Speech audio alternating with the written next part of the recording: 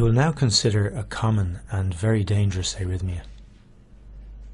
The readout on this monitor is from a patient admitted to CCU following treatment for an acute myocardial infarction. The patient has just developed a potentially life-threatening arrhythmia. He has lost consciousness and is quickly cardioverted back into sinus rhythm by the CCU staff. Looking at a printout from the monitor at the time of the attack, you will appreciate that this tachyarrhythmia is quite different from those we have considered up to now. The QRS complexes are broad, at over 4 small squares in width, that is greater than 0.16 seconds in duration, well beyond our upper limit of normal. This is consistent with an origin of the arrhythmia from a focus situated below the bifurcation of the bundle of His. This is ventricular tachycardia, or VT. VT is extremely common, particularly in the setting of acute coronary syndrome, and is potentially lethal. In the presence of coronary arterial obstruction, infarction of myocardial tissue is not generally uniform. Particularly at the margins of vascular territories, there may be a degree of overlap in blood supply between vessels, and it is possible for strands of cells to survive within the infarcted area. Such a strand of viable tissue has lost much of its cellular contacts due to the death of surrounding tissue, and for this reason, depolarization and repolarization properties may differ significantly from unaffected tissue adjacent to the infarct. You learned in the preceding videos that these are the conditions in which reentrant loops arise, and the commonest mechanism triggering VT is re-entry triggered by premature ventricular contractions. In fact, looking back at our patient's monitor, this beat represents the initiating ventricular ectopic. You'll notice that the triggering ventricular ectopic is similar in morphology to the QRS complexes of the subsequent tachyarrhythmia. You will also appreciate that following an initial brief period of irregularity, the tachyarrhythmia is monotonously regular. This regularity is a very characteristic feature of ventricular tachycardia. In our patient's case, although not completely identical, the QRS complexes are very similar in morphology. This is a monomorphic ventricular tachycardia. The monomorphic morphology of the QRS complexes indicates that each episode of ventricular depolarization is originating from one single site within the chambers and is moving through the ventricular myocardium in a constant pattern. You may have spotted this earlier event on the patient's monitor. Ventricular tachycardia is present when more than 3 consecutive ventricular complexes occur at a rate of greater than 100 beats per minute.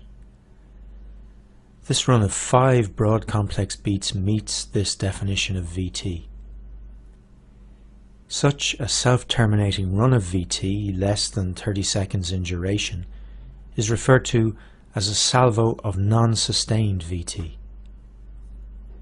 The term sustained ventricular tachycardia applies to an episode of VT greater than 30 seconds in duration, or, as in our case, an episode requiring clinical intervention for termination. We have already mentioned that it is possible for a focus situated in the supraventricular region to generate a broad complex tachycardia.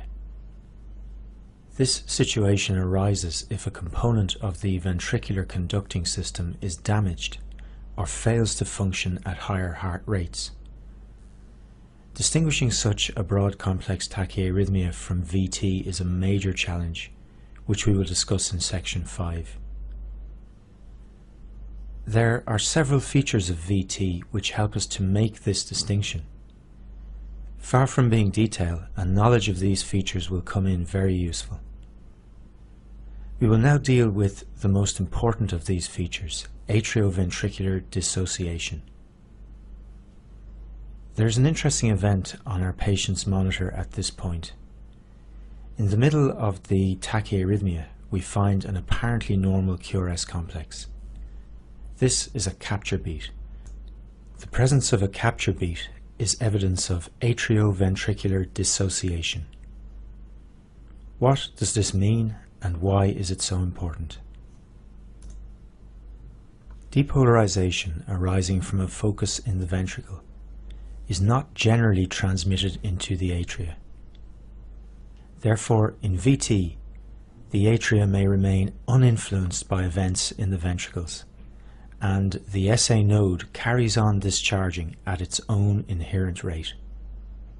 Equally, the SA node discharges have no effect on the ventricles, as the great majority of P waves arriving at the AV node find the conducting system and ventricular muscle mass refractory to depolarization due to the rapid rate of discharge from the abnormal focus.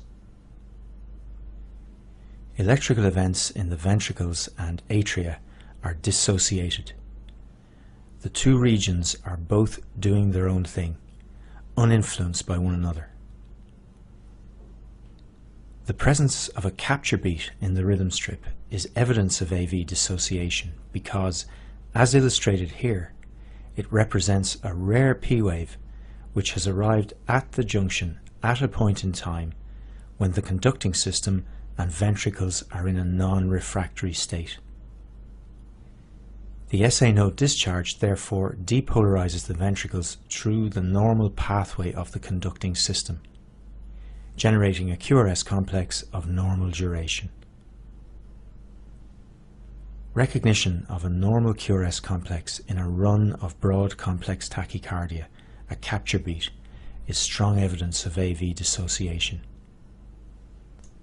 The presence of evidence of AV dissociation is very reassuring in diagnosing a broad complex tachycardia as VT.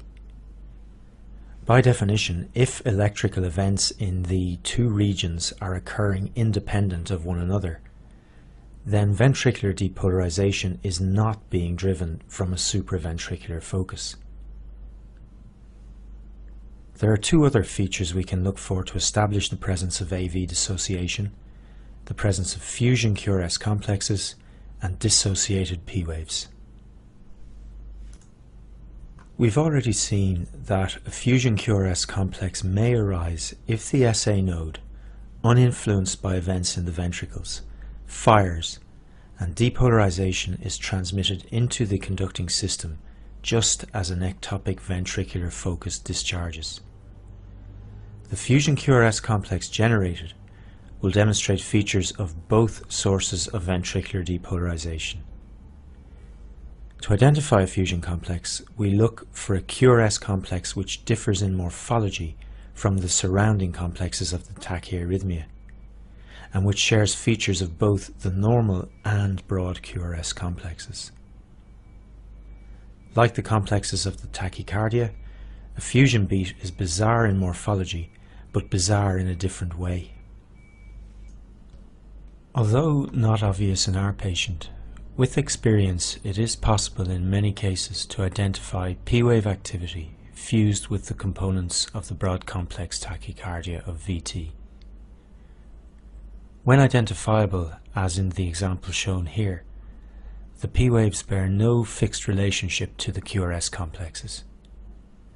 This is strong evidence of AV dissociation. The atria and ventricles are depolarizing independently of one another. There are situations in which a supraventricular focus can generate a broad complex tachycardia with AV dissociation, but these situations are rare. In practice, evidence of AV dissociation in a broad complex tachycardia strongly favors a diagnosis of VT. Evidence of AV dissociation is detectable in approximately 50% of cases of ventricular tachycardia. There are many other features which help in the diagnosis of this arrhythmia, and we will discuss some of these in the quiz section and expand on this in section 5.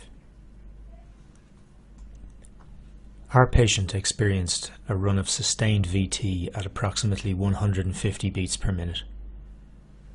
The rate observed in VT is variable, but most commonly runs between 140 and 200 beats per minute. The high rates achieved in this arrhythmia and impaired ventricular filling are part of the reason why it is so dangerous. However, the highly abnormal pattern of ventricular depolarization is also a major contributor to cardiovascular instability in this arrhythmia. A highly deranged pattern of ventricular depolarization may result in an equally deranged pattern of ventricular myocardial contraction with loss of cardiac output.